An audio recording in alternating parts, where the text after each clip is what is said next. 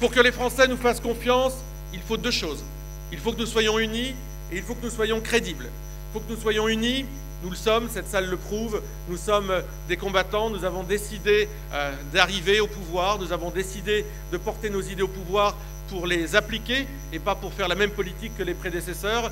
Nous sommes unis, notre mouvement aujourd'hui, à n'en pas douter, sait où il va. Mais il va falloir aller chercher celles et ceux qui ne votaient pas pour nous, celles et ceux qui de bonne foi n'ont pas cru en nous, celles et ceux qui parfois nous ont combattus, celles et ceux qui ont douté, celles et ceux qui ont trouvé mille et une raisons de ne pas voter pour nous, celles et ceux qui vous disaient « je voterai bien Marine Le Pen, mais elle est trop ceci, mais le débat, mais elle est trop à gauche, mais elle est trop à droite, mais son environnement n'est pas celui que j'aimerais, mais elle est élue du Nord, mais elle vient pas assez dans le Sud ». Bref, toutes celles et ceux qui, pour masquer leur manque total de courage, n'ont pas voulu mettre un jour un bulletin de vote Marine Le Pen lors des élections présidentielles. Il va falloir qu'on aille les chercher. Il va falloir, ce que disait Montaigne, je vais vers celui qui me contredit. Nous allons aller vers celles et ceux qui nous contredisent. Nous allons aller vers celles et ceux qui, parce qu'ils se sont fait bourrer le mou pendant des mois par les médias, parce qu'ils ont cru à autre chose, se rendent compte aujourd'hui qu'il y a bien de la place pour une autre politique. Et puis nous allons être crédibles. Nous allons montrer que la politique que nous proposons, elle peut avoir des résultats. Le patriotisme économique, le patriotisme, le protectionnisme intelligent, celui qui est appliqué par Donald Trump, celui qui est appliqué par la Chine, celui qui est appliqué par les Russes, celui qui est appliqué par Israël. Oui, celui-ci mérite d'être appliqué en France, il produit des résultats. Nous allons aller leur expliquer que les experts en économie ne sont pas ceux qui sont actuellement au gouvernement et qui amènent les Français à moins de pouvoir d'achat et avec un chômage en hausse. Les experts en économie, c'est nous, parce que ce que nous proposons est en train de se réaliser à l'extérieur avec des résultats. Nous allons être crédibles parce que nous allons montrer que la souveraineté, c'est-à-dire la capacité à avoir en main les leviers de notre destin, nous allons la reconquérir. Si nous devons décider s'il y a du glyphosate dans notre pays, c'est aux Français, à travers leurs représentants à l'Assemblée nationale, de le décider et pas à Bruxelles. Si nous devons décider de qui vient dans notre pays, de qui s'y installe et pour combien de temps, c'est au peuple français de le décider selon ses critères et à personne d'autre. C'est ça la souveraineté, c'est reprendre les leviers de la décision, ces leviers qui sont transférés chaque jour un peu plus à l'Union européenne à travers la politique d'Emmanuel Macron. Et puis, nous allons continuer, et nous sommes bien les derniers à le faire, à défendre l'identité de notre pays. Vous savez, André Malraux disait la civilisation, c'est ce qui s'agrège autour d'une religion. Eh bien, regardez, il y a un certain nombre de villes, et c'est l'élu du Nord qui vous parle et qui le dit, il y a un certain nombre de villes dans lesquelles la civilisation, c'est-à-dire l'environnement local, la ville, eh bien, a changé parce qu'une religion a pris le pas et a fait changer les repères. Moi, je viens du Nord, à Roubaix, 90 000 habitants, 60 000 habitants de confession musulmane. Évidemment, l'ambiance n'est plus exactement la même dans cette ville que lorsqu'il y avait une minorité d'habitants qui étaient de cette confession, parce que lors du Ramadan, parce que lors d'un certain nombre de fêtes, parce qu'il y a des gens qui considèrent que la charia est supérieure aux lois de la République, alors ils font changer la civilisation, c'est-à-dire l'environnement juridique et social et culturel qui les entoure. Eh bien, nous sommes les derniers défenseurs de l'identité. Ce n'est pas un gros mot, la France ne vient pas de nulle part. La France, c'est un village sur 4 ou 5 qui s'appelle Saint quelque chose.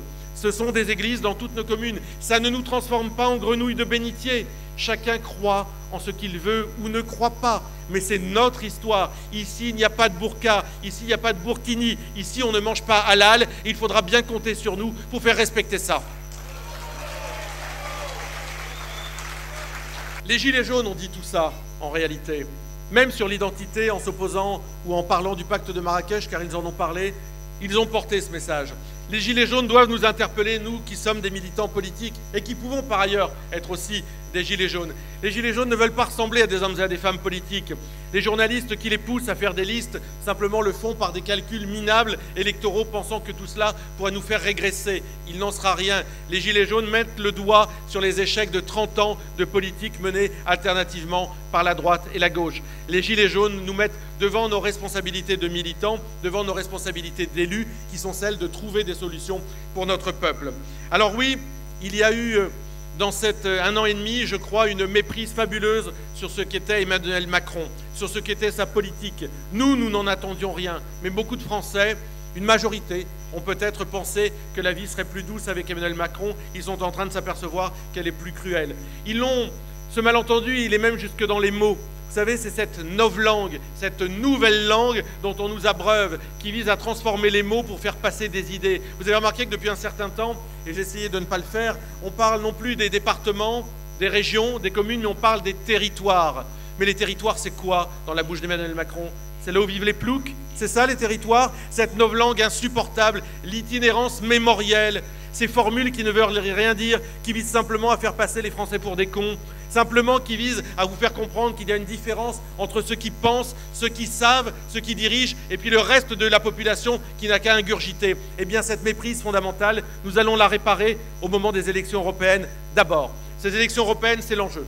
On va devoir se mobiliser parce que la première claque que va prendre Emmanuel Macron, on ne peut plus dire la fessée, puisque les députés à l'Assemblée nationale ont préféré faire un débat sur la fessée pendant les manifestations des Gilets jaunes. Eh bien, la première claque que nous allons mettre à Emmanuel Macron, c'est nous qui allons lui donner. Ce sont nous, les militants de la cause nationale, qui allons lui rappeler que nous sommes là, que nous existons, que nous représentons des millions de Français et que ces millions de Français vont se mobiliser pour le faire reculer dès le mois de mai prochain.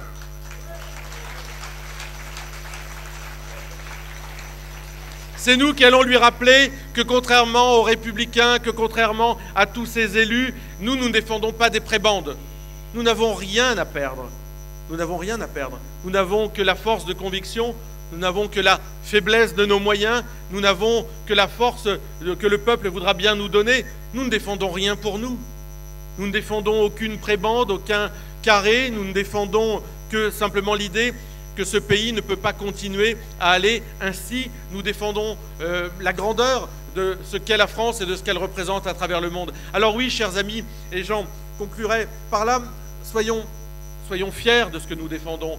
N'acceptons plus de nous faire insulter, de baisser la tête, de nous faire traiter de fachos, de racistes, de xénophobes, d'homophobes. Non, n'acceptons plus cela, car le combat que nous portons, il est noble. Il est le combat qui va permettre à des générations à venir de pouvoir vivre dans le pays que nous aimons, avec les repères que nous aimons. Je terminerai par cette citation que j'aime beaucoup, qui est celle du saint curé d'Ars, qui disait « Un chrétien seul est un chrétien en danger ». Chers amis, un militant patriote, un militant de la cause nationale seul est un militant en danger. Serrons-nous les coudes.